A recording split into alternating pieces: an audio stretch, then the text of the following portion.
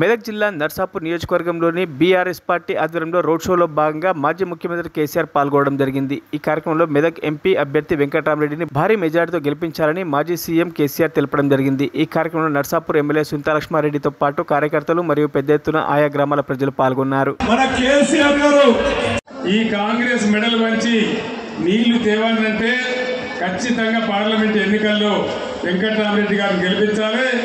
ఆయనతో పాటు మనందరం కూడా యుద్ధం చేయడానికి సిద్ధంగా ఉండాలి। కాంగ్రెస్ మెడల్ వంచైనా సరే ఈ కాలువ పని పూర్తి చేసుకోవాలి। మన పొలాలు గోదావరి నదీ జలాలతోని నర్సాపూర్ పొలాలన్నీ పారాలి। అదే కేసీఆర్ కళ అని చెప్పి నేను మాట్లాడుతూ ఉన్నా। రాష్ట్రం మనది, ఈ దేశం మనది, భవిష్యత్తు మనది। దయచేసి ఆలోచించి ఓటు వేయండి, కానీ ఒక ఒరవడిలో పిచ్చి పిచ్చిగా కొట్టుకొని పోవడం కాదు। మన న్యాయం జరగాలి। నర్సాపూర్లో లంబాడా సోదరులు ఎక్కువ ఉన్నారు।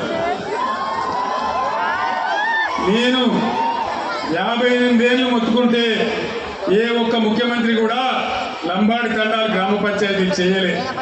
గ్రామ పంచాయతీలు చేసిందే కేసీఆర్।